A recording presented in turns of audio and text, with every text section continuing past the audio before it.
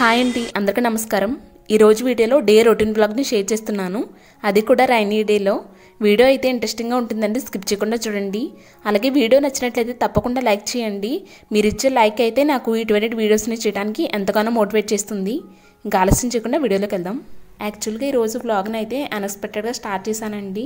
ఇంకా లాస్ట్లో ట్విస్ట్ కూడా ఉంటుంది, స్కిప్ చేయకుండా చూడండి. ఇక్కడైతే ఫస్ట్ పిల్లలకి లంచ్ బాక్స్ పెట్టాలి కదా, అందుకని క్యారెట్ని అయితే ఇలాగ స్టీమింగ్ పెట్టుకున్నాను. అంటే మనం కుక్కర్లో డైరెక్ట్గా బాయిల్ చేసుకున్న కన్నా కూడా స్టీమింగ్ పెట్టుకుంటే హెల్త్కి చాలా మంచిది. అందులో ఉన్న ప్రోటీన్స్ ఇవన్నీ కూడా అలానే ఉంటాయి అన్నమాట. అందుకని మనం కుక్కర్లో ఏమి బాయిల్ చేసుకోవాలన్నా సరే స్టీమింగ్ పెట్టుకోవడం చాలా బెటర్. ఫస్ట్ అయితే వాటిని ఒక విజిల్ వచ్చేంత వరకు స్టీమింగ్ పెట్టేసుకుని అందులో నుంచి వాటర్ని అంతా కూడా స్ట్రైన్ అవుట్ చేసుకుంటున్నాను. ఇలా ఏదైనా వెజిటబుల్స్ని బాయిల్ చేసుకునేటప్పుడు ఆ వాటర్ని ఊరికనే ఉంపేయకుండా మనం ఏదైనా రసం అటువంటివి చేసుకునేటప్పుడు యూజ్ చేసుకోవచ్చు. ఇంకా ఇక్కడైతే బొంబాయి చట్నీ కోసం ఇంకా శనగపిండిని అది కూడా కలిపి పెట్టుకుంటున్నాను. ఈరోజు బయట వాతావరణం చూస్తే ఎలా ఉంది అంటే అలా ఉందన్నమాట. వర్షం అయితే చాలా గట్టిగా వచ్చేస్తుంది ఎర్లీ మార్నింగ్ నుంచి కూడా. నేనైతే వంట స్టార్ట్ చేయడమే ఇంకా డౌట్గా స్టార్ట్ చేశాను. ఇంకా రెగ్యులర్ వ్లాగ్స్ కూడా షేర్ చేసి చాలా రోజులు అవుతుంది కదా, అందుకని ఇంకా వీడియోని అయితే స్టార్ట్ చేశాను అనమాట. అందుకని చెప్తున్నాను, అన్ఎక్స్పెక్టెడ్గా వ్లాగ్ని అయితే స్టార్ట్ చేశాను అని. ఇక్కడ బయట చూస్తున్నారు కదా ఎంత గట్టిగా వర్షం వస్తుంది అనేది. వాతావరణం ఇలా ఉండేటప్పుడు పిల్లల్ని బయటకు పంపాలి అంటే చాలా భయంగా అనిపిస్తుంది కదా.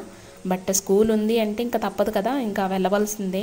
కానీ కొన్ని చినుకులు పడేటప్పుడు అయితే ఇంకా మనం కూడా ధైర్యంగా పంపిస్తాము. ఇలా గట్టిగా వర్షం వచ్చేటప్పుడు కొంచెం టెన్షన్ అయితే అనిపిస్తుంది కదా. ఇంకా అలా టెన్షన్తోనే వంట అంతా కూడా కంప్లీట్ చేస్తున్నాను నేనైతే.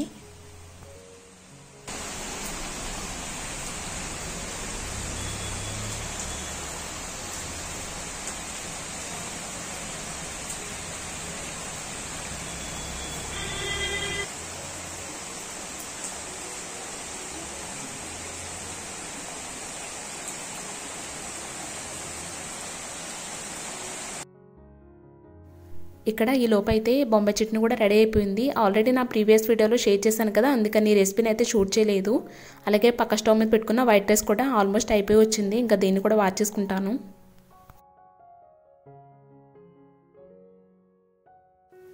ఇప్పుడు క్యారెట్ ఫ్రై కోసం గ్యాస్ స్టవ్ మీద కళాయిని పెట్టుకుని ఇందులోకి ఒక 2 to 3 టేబుల్ స్పూన్స్ వరకు ఆయిల్ని యాడ్ చేసుకుంటున్నాను. ఆయిల్ కొంచెం హీట్ అయిన తర్వాత 1 టేబుల్ స్పూన్ వరకు పచ్చిశనగపప్పు, 1 టేబుల్ స్పూన్ వరకు మినపప్పుని, ఒక హాఫ్ టేబుల్ స్పూన్ వరకు ఆవాలని యాడ్ చేసుకుంటున్నాను. ఇప్పుడు వీటిని ఆయిల్లో కొంచెం ఫ్రై చేసుకుంటున్నాను. ఇవి కొంచెం ఫ్రై అయిన తర్వాత క్రష్ చేసి పెట్టుకున్న వెల్లుల్లి రెబ్బలని యాడ్ చేసుకుంటున్నాను. కొద్దిగా కరివేపాకు, సన్నగా కట్ చేసి పెట్టుకున్న ఒక 3-4 పచ్చిమిరపకాయలను కూడా యాడ్ చేసుకుంటున్నాను. ఇప్పుడు వీటన్నిటిని కూడా స్టవ్ని మీడియం ఫ్లేమ్లో పెట్టుకుని దోరగా ఫ్రై చేసుకుంటున్నాను. ఈలోపు పక్క స్టవ్ మీద పాన్ పెట్టుకుని పాన్ కూడా హీట్ చేసుకుంటున్నాను. ఈరోజు బ్రేక్ఫాస్ట్లోకి అయితే ఇడ్లీ పిండితోనే రొట్టెలు వేస్తాను, అందుకని ఈలోపు అయితే పాన్ హీట్ చేసుకుంటున్నాను. ఇవి ఫ్రై అయ్యేలోపు ఇవన్నీ కూడా ఇలా దోరగా ఫ్రై అయిన తర్వాత ముందుగా బాయిల్ చేసి పెట్టుకున్న క్యారెట్ ముక్కలను యాడ్ చేసుకుంటున్నాను. ఇప్పుడు ఇందులోకి ఒక హాఫ్ టేబుల్ స్పూన్ వరకు పసుపుని, టేస్ట్కి తగినంత సాల్ట్ని వేసుకుంటున్నాను. నేను క్యారెట్ని బాయిల్ చేసుకునేటప్పుడే కొద్దిగా సాల్ట్ వేసుకుని బాయిల్ చేసుకున్నాను, అందుకని ఇప్పుడైతే కొంచెమే సరిపడగా యాడ్ చేసుకుంటున్నాను. ఇప్పుడు అంతా కలిసేటట్టుగా కలుపుకొని ఒక 5 minutes వరకు స్టవ్ని మీడియం ఫ్లేమ్లో పెట్టుకుని ఉడికించుకుంటే మనకి క్యారెట్ ఫ్రై అయితే రెడీ అయిపోతుంది. ఈలోపు అయితే పక్క స్టవ్ మీద పెట్టుకున్న పాన్ హీట్ అయితే ఇంకా రొట్టెలు కూడా వేసేసుకుంటున్నాను. ఇంకా బయట క్లైమేట్ చూస్తే ఇంకా వర్షం అయితే అలా కంటిన్యూస్గా వస్తూనే ఉంది.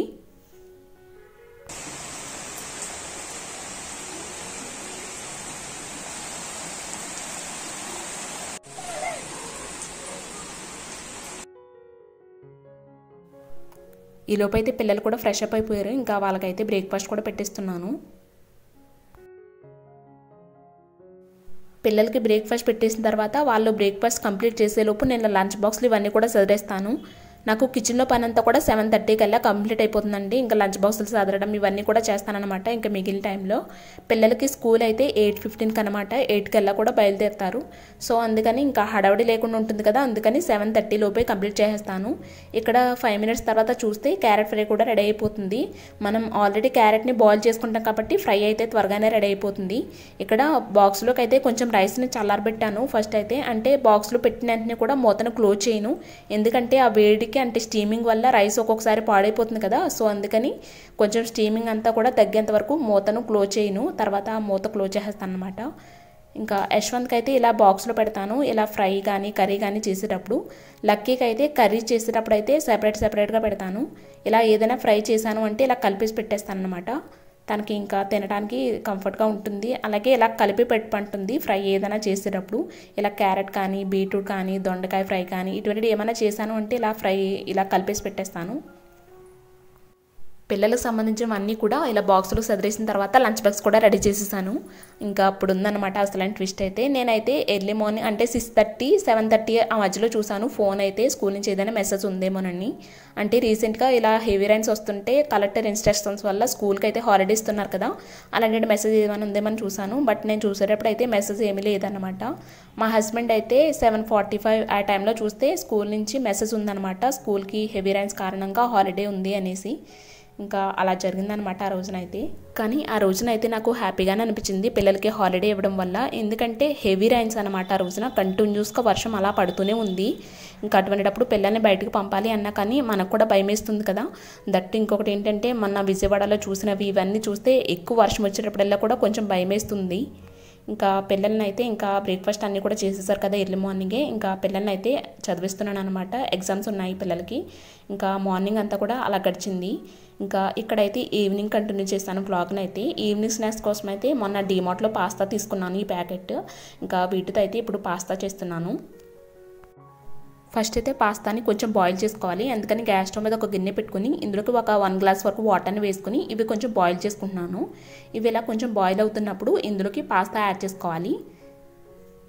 ఇప్పుడు ఇందులోకి ఒక 1/2 టేబుల్ స్పూన్ వరకు ఆయిల్ని యాడ్ చేసుకుంటున్నాను. ఇలా ఆయిల్ని యాడ్ చేసుకోవడం వల్ల పాస్తా అయితే ఒకదానికొకటి అతుక్కుపోకుండా పొడి పొడిగా వస్తాయి.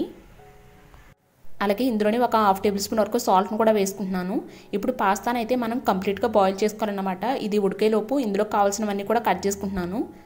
మనం ఫ్రైడ్ రైస్ చేసుకునేటప్పుడు ఏమేమైతే వెజిటబుల్స్ యాడ్ చేసుకుంటామో అవన్నీ కూడా యాడ్ చేసుకోవచ్చు అనమాట. నేనైతే ఇవి మాత్రమే యాడ్ చేస్తున్నాను. అవి కట్ చేసుకునేలోపు ఇక్కడ పాస్తా కూడా ఉడికిపోయింది. ఇక్కడ చూస్తున్నారు కదా, మనకి ఇలా పాస్తా అయితే కంప్లీట్గా బాయిల్ అవ్వాలన్నమాట. ఇలా ఉడికించుకున్న పాస్తాని ఒక స్ట్రైనర్లో వేసుకుని వాటర్ని అంతా కూడా స్ట్రైన్ అవుట్ చేసుకుంటున్నాను. ఈ పాస్తా అయితే కొంచెం వేడిగా ఉంటుంది కదా, దీనివల్ల ఇంకా ఓవర్ కుక్ అయిపోతుంది, చాలా సాఫ్ట్గా అయిపోతుంది ఇలా ఉంచేసామంటే. అందుకని ఇలా కొన్ని చల్లనీళ్ళ వేసుకుంటున్నాను.